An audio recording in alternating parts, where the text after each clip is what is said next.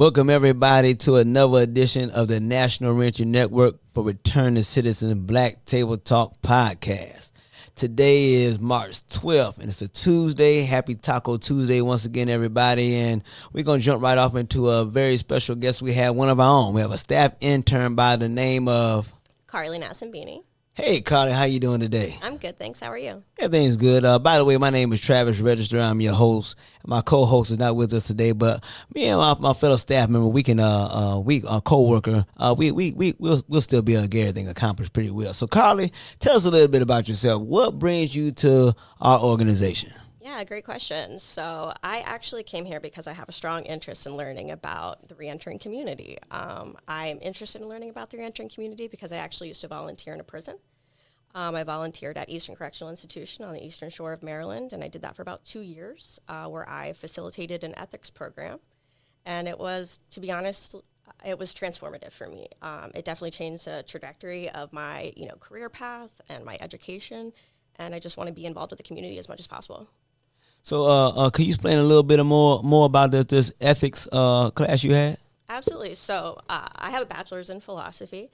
And as an undergraduate student, I competed in something called Ethics Bowl. So you might not be familiar with Ethics Bowl. Not a lot of people are, so that's okay. But you can think of it as kind of like a debate, right? It's like a debate team. And you debate real-life moral and ethical dilemmas.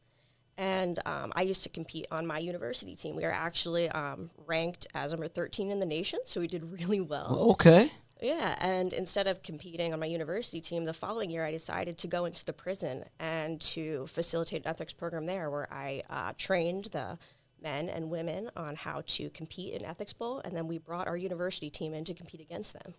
Oh, shoot. So this is like the Super Bowl of ethics. Yes. as opposed to the Super Bowl of football. Yes. It was like the best of the best coming in and competing with each other. Yes, it was such a cool experience. It was a very cool experience, for the participants in the program. But it was also a really, really great experience for the students because, I'm sure, as you know, there are a lot of biases and stereotypes that, sort of surround incarcerated individuals. And it really broke down a lot of those stereotypes and those barriers. And I think that through that ethical dialogue, people got to realize that, we are more similar than people normally think that we are. Mm-hmm. Right? And the men, and the women in my program, they have a lot of life experience, right? And they do a great deal of introspection. And so they're fantastic at, sort of deliberating these issues. And I think, to be honest, the university team thought they would go in because, most of them are, very educated and they're high achievers, people that normally participate in these types of things are. So they really thought that they were really going to do well against the prison team. And to be honest, the prison team just wiped the floor with them. I mean, and we had deans come in, from the university, who would rank them and, who scored them. And then we also had, people from DPSCS come in as judges. So they had, there were some very legit judges there that would know, how well the, men and women were doing who competed. And, I mean, they did a fantastic job. It was absolutely amazing. Oh, man. I mean, that had to be a big morale boost for the men and women incarcerated because, a lot of times we think that, we're not good enough and we're not accepted. Yes. And it's like, as, the world would say a lot of times, we're like the scum of the earth, the bottom of the barrel. Nobody really wants us, especially when we come home. So now for you to have this ethics bowl in a correctional facility and you're actually... the word correctional facility is, that's kind of like, not true. There's nothing correctional about it. It's more like just say punishment facility. Because they do everything but correct. Yeah. But they want to keep you uncorrected so they can keep you coming in. But anyway, with that ethics bowl and you teaching that, it allows them to, think better about themselves. And it boosts the morale. Hey, I am somebody. Even though I have on a jumpsuit or even though I have on a khaki suit, I am somebody. And for them to be able to beat people who had never been to prison, they've been in these colleges and everything. Now, that's what they're going to school for. But Here it is, you taught them. And I will say out of experience is that we have a lot of, when you're in prison, you have a lot of time, to study and home in on that exact very thing. So if it's about being an ethics debater, then okay, well I can dedicate a lot of time to just that. Yes. So it's kind of, you're really, you're creating a beast, to the point to where it's kind of like unstoppable. Yeah, and to be honest, watching like how also like the COs reacted to how well the participants did was really cool. And they told me about how like they started to be treated differently. So I wrote a thesis for my honors college about epistemic injustice in the prison, and how basically prisoners were given a credit deficit, for being, convicted of a crime. And, that credit deficit was like, we don't believe them, we think that they might be liars, we don't think they're smart, or, like you give them a credit deficit. But then after seeing how well they performed, they were given more credit, and that the dynamic shifted because they saw how intelligent they were. And there's this, stereotype sometimes that like, oh, you're in prison, you did a crime, you're not smart, you're not, and that is not true, and it really worked to break that down. And that was probably the coolest thing to see, the deans from the university, the students, the COs, and just how that dynamic shifted, and just, how people, I think that they sat across from them thinking like, oh, I got this, there was a credit deficit, like I'm going to be smarter than you because I'm a university student and, you're in prison. And then all of a sudden the dynamic shifted. They're like, whoa, like this team is fantastic. And like these like participants are killing it, and watching that was just, it gave me chills, and I still like get chills when I talk about it. Black Tabletop family, y'all can't see us, but if you can see Carly's face, you can tell that she's, very elated, and, she's lit up, as she's talking about this thing right here. So it gave her a lot of gratification, knowing that she's giving back and able to make an effect on people who are incarcerated, and they may even be returning citizens right now. But this is not business, so to speak, for her. It actually was a joy for her to actually get back and to do what they were able to do while they was in prison. So how did that make you feel anyway? I see it. We don't, they don't see it. So how did that make you feel? Honestly, it was the best feeling in the world. And probably the best compliment that I ever got about the program is one man said, this is the only time that I've ever been in prison where I didn't feel imprisoned, is being in this classroom. Wow. And that is very moving. Yeah, I bet. So what made you want to go into the prisons to do this anyway? So one of my professors, so actually the university itself has been going into that prison for about 20 years, and they started a book club. And that went on for about 10 years, and then another professor sort of took that over, continued the book club, and that's still going on right now. And then, so I asked my professor about it. I was just like, hey, I heard you go into the prison. What do you do there? And can I have something to do with that? And he was like, sure. So it actually all started as me exchanging emails via the prison librarian about my ethics bowl cases that I was working on for nationals. So I had some participants where I would write them questions about my case. What do you think about this? This is the position I'm taking. And they would write me back and say, well, did you think about this? And I was like, no, I didn't. And I'm like, we have something here. Like they're giving me a new perspective that I haven't seen before. Mm. And that is awesome. And sometimes they wouldn't agree with me. And in philosophy, we love when people don't agree with us because we get to learn more, And so they wouldn't always agree with my position. And I'm like, great, don't agree with my position. Now I'm going to learn more from you. And then, so me and that professor ended up hosting like a 3 to 4 day ethics bowl workshop. We called it Ethics for Everyone, which is based on this book by Larry Churchill. And after that workshop, I was like, can I just keep coming in here? I was like, I love this. Like, can I just come in every week? And they were like, yeah, sure. And I was like, all right, like I'll have a plan and I'll have like, what I'm going to do when I come in. But then I just started facilitating an ethics program. And then we started training them to do ethics bowl, and they were really good at it. And then they, in that prison, there's like an east side and a west side. And so like we started on the east side, and then they started another program on the west side, and then they started scrimmaging each other. And so that became a big thing. Who's going to take the win, Very competitive, very competitive. Oh, man, that's good. So it's, look, let's shout out the university you was at. Salisbury University. Salisbury University, and they're still doing this very thing today? Yes, they are. Salisbury University, continue the good work and reaching back in to the future returning citizens. Yeah, that makes me feel good. And that type of work does not get highlighted. It doesn't get spoken about unless you're like in a small inner circle, but you hear about it. But man, Carly, that's good, man. I learned a little something more about you today. It's like, wow, okay. So, what brought you to the NRC? Yeah, so to be honest, I really just wanted to stay involved with the community. You know, my professor, which I'll give him a little shout out, Dr. Stock, he always talked to me about this gift I'm going to get when I go into the prison. I didn't know what he was talking about at the time. He's like, they're going to give you a gift. I'm like, what is this gift? And then once you spend time with everyone and you get into the community and you build up that trust with them and they start to, you know, kind of unpack and, you know, you sort of forge this bond, right? And then, you know, you feel a friendship there. And then you're like, I got to give back to this community. Like, this is a community that is oftentimes forgotten about, right, or discredited. And they don't have enough, you know, and they don't have enough support, you know. And so, you know, to be honest, I was originally going to school to become a lawyer. And then I kind of shifted gears. I was like, we have a lot of lawyers, right? We have a lot of people that can represent people, but I think that we need more advocates, you know. And so now I'm going to school at American University for a master's in public administration and a concentration in public policy, because I want to be a part of, you know, kind of shifting, you know, what the dynamic is. Like, how are we running these places? What are we doing? You know, and I want to learn more about, you know, programs and how they help people or how they don't help people and how we can facilitate them better. Hey, y'all out there that's listening, do y'all hear how fluent she speaks? There's not a stutter, there's not a utter or mutter. Carly, you just flow with it. You know, and that's a sign of a true advocate in the stand in the middle and, you know, have a filibuster or, you know, just, you know, advocate, you know, just stand there and like go back and forth.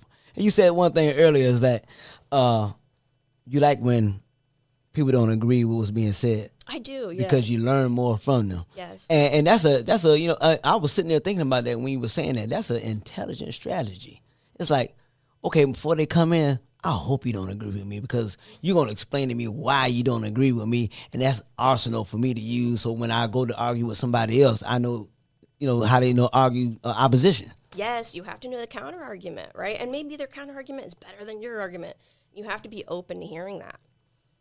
It's called a counter argument. Yeah. So do they teach you that, or is it just something that's you just learn on your own? Oh, yeah, we were taught that in philosophy. So, like, part of what we do is we analyze the situation and we develop our position. But developing your position means learning what other people's positions are. You can't just defend your own position, you know, because you got to be ready for the opposition, right? True. And so we're taught that you need to know how someone is going to oppose you almost better than you know your own standpoint. And you got to be ready to defend that, you know? And maybe you don't defend it. Maybe you're like, I actually agree with part of what you're saying here, you know? Like, maybe we're going to find a middle ground instead of just like, I'm right and you're wrong. I like this. You've inspired me a little bit, Carly. It's like, man, maybe I need to go to AU and get a little bit of ethics bowl in me. You know? I don't mind arguing a little bit, you know, especially when it comes to, you know, defending myself. But, you know, okay, if advocacy is what we're doing, and that's what we do, reentry and advocacy, then I need a little of that in my repertoire as well, you know? Yeah, and part of, like, what we, you know, kind of taught in Ethics Bowl is, like, how to have a debate with someone in a healthy way. Like, you know, it's called, like, a healthy dialogue, right? So, like, that's part of how you get graded in the Ethics Bowl. So, like, if you said something that opposed what I said, I'd be like, thank you so much for your feedback. I really appreciate that. And, you know, and then you get to engage in people. And then people are more open to hearing what you have to say if you don't outright dismiss, you know, what they say. And you know, from the feedback we got about our program, like, they were like, these are skills that we bring back to the tier and we bring back in our communities. And these are not things that are, you know, typically taught. And philosophy is something that not a lot of people typically study. Right, right. But the skills that you gain from it are very valuable, I think, especially when you're, you know, an advocate. So, I'm curious, how did you find out about the National Reentry Network for Returning Citizens? So, to be honest, I went online and I was like, and I was thinking, like, you know, I don't really know a lot about reentry. Like, I've only been, you know, sort of in the prison side, you know, kind of saw how that worked. And I was like, well, I want to help people when they leave. You know, how would I do that?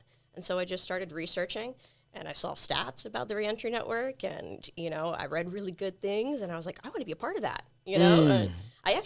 I listened to your podcast before I applied here. Okay, yeah, all right. Did a little research. So are you saying that the podcast was instrumental in you coming to volunteer with us or be an intern, rather? Of course.